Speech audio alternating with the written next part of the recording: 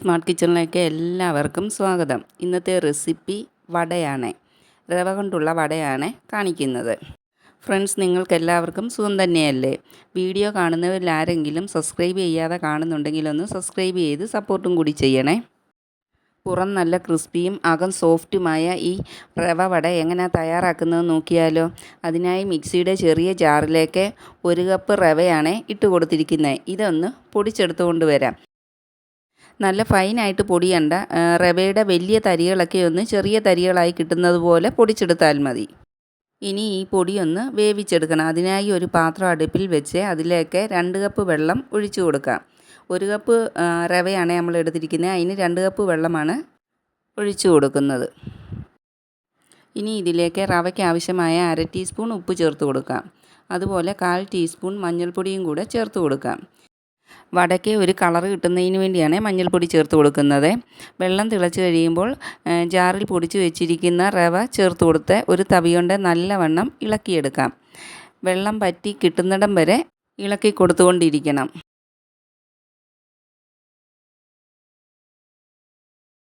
ഇതുപോലെ വെള്ളമെല്ലാം പറ്റി പാത്രത്തിൽ നിന്ന് ഇളകി വരുന്നത് പോലെ ആകുമ്പോൾ സ്റ്റൗ ഓഫ് ചെയ്തിട്ട് ഇതൊന്ന് നല്ലവണ്ണം തണുത്ത് കിട്ടാൻ നമുക്ക് വെയിറ്റ് ചെയ്യാം. ഈ സമയം കൊണ്ട് നമുക്ക് കുറച്ച് സാധനങ്ങൾ അരിഞ്ഞെടുക്കേണ്ടതുണ്ട്. ഒരു സവോളയും 2 പച്ചമുളകും 1 കഷ്ണം ഇഞ്ചിയും കുറച്ച് കറിവേപ്പിലയുമാണ് എടുത്തിരിക്കുന്നത്. ഇതേ ഒന്ന് ചെറുതായിട്ട് അരിഞ്ഞെടുത്ത് കൊണ്ടുവരാം. ഒരു ചെറിയ സവാള മതി. മീഡിയം സൈസ് ആയതുകൊണ്ട് ഞാൻ ഇതിൻ്റെ പകുതിയെ ചേർക്കുന്നുള്ളൂ. സവോളയുടെ പകുതിയെ അരിഞ്ഞെടുത്തിട്ടുള്ളേ. ഇഞ്ചിയും പച്ചമുളകും കറിവേപ്പിലയും എല്ലാം ഇതുപോലെ ചെറുതായിട്ട് അരിഞ്ഞെടുക്കണം. തണുത്ത മാവ് മറ്റൊരു പാത്രത്തിലേക്ക് മാറ്റിയിട്ടുണ്ട്. അതിലേക്ക് അരിഞ്ഞു വെച്ചിരിക്കുന്ന സവാളയും പച്ചമുളകും ഇഞ്ചിയും കറിവേപ്പിലയും കൂടെ ചേർത്ത് കൊടുക്കാം. റവ ഉപ്പിട്ടാണ് വേവിച്ചെടുത്തത്. ഇനി സവാളയ്ക്കൊക്കെ ആവശ്യമായ 1/4 ടീസ്പൂൺ ഉപ്പും കൂടി ചേർത്ത് കൊടുക്കാം. 1/2 ടീസ്പൂൺ ബേക്കിംഗ് പൗഡർ കൂടി ചേർത്ത് കൊടുക്കുന്നുണ്ട്. ഇതേ ഓപ്ഷനിലാണ്, വേണമെങ്കിൽ ചേർത്ത് കൊടുത്താൽ മതി.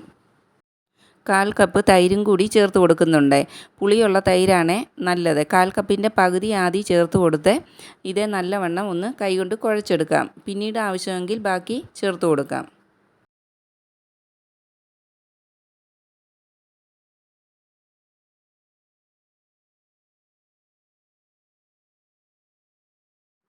മാവ് ലൂസായിട്ടില്ല, അതുകൊണ്ട് ബാക്കി തൈരും കൂടെ ചേർത്ത് കൊടുക്കാം. മൊത്തത്തിൽ 1/4 കപ്പ് തൈര് ചേർത്ത് കൊടുത്തിട്ടുണ്ട്. അതും കൂടി ചേർത്ത് കുഴച്ചെടുക്കാം.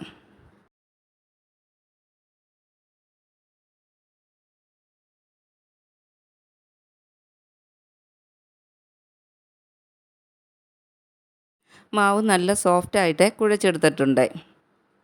ഒരു പാത്രത്തിൽ കുറച്ച് വെള്ളം എടുത്ത് വെച്ച് കൈ നനച്ചിട്ട് വേണം കുഴച്ച് വെച്ചിരിക്കുന്ന മാവിൽ നിന്നും കുറേശ്ശെ എടുത്ത് കയ്യിൽ വെച്ച് വടയുടെ ആകൃതിയിൽ ഷേപ്പ് ചെയ്തെടുക്കാം.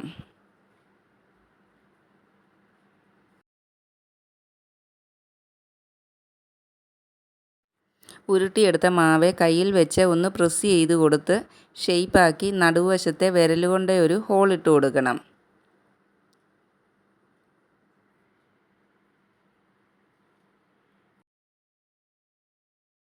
ഈ രീതിയിൽ നമുക്ക് വടയെല്ലാം റെഡിയാക്കിയെടുക്കാം. ഒരു പാന് അടുപ്പിൽ വെച്ച് ചൂടാകുമ്പോൾ എണ്ണയൊഴിച്ച് കൊടുക്കാം. എണ്ണ നല്ലവണ്ണം ചൂടായതിന് ശേഷം മാത്രമേ വട ഇട്ട് കൊടുക്കാവൂ. ഒരു വശം മൂത്ത് കഴിയുമ്പോൾ വട തിരിച്ചിട്ട് കൊടുക്കാം. 2 വശവും മൂത്ത് കഴിയുമ്പോൾ വട എണ്ണയിൽ നിന്നും കോരി മാറ്റാം. വളരെ ടേസ്റ്റി ആയിട്ടുള്ള ഒരു റവ വടയുടെ റെസിപ്പിയാണ് ഇത്. പുറം ഭാഗം നല്ല ക്രിസ്പിയും റവ വേവിച്ചെടുത്തിരിക്കുന്നതുകൊണ്ട് അകം നല്ല സോഫ്റ്റുമായിട്ടാണ് ഇരിക്കുന്നത്. നിങ്ങൾക്ക് ഈ റെസിപ്പി ഇഷ്ടപ്പെട്ടാൽ ലൈക്ക് ചെയ്യുകയും ഷെയർ ചെയ്യുകയും സബ്സ്ക്രൈബ് ചെയ്യുകയും ചെയ്തൊന്ന് സപ്പോർട്ടും കൂടി ചെയ്യണേ.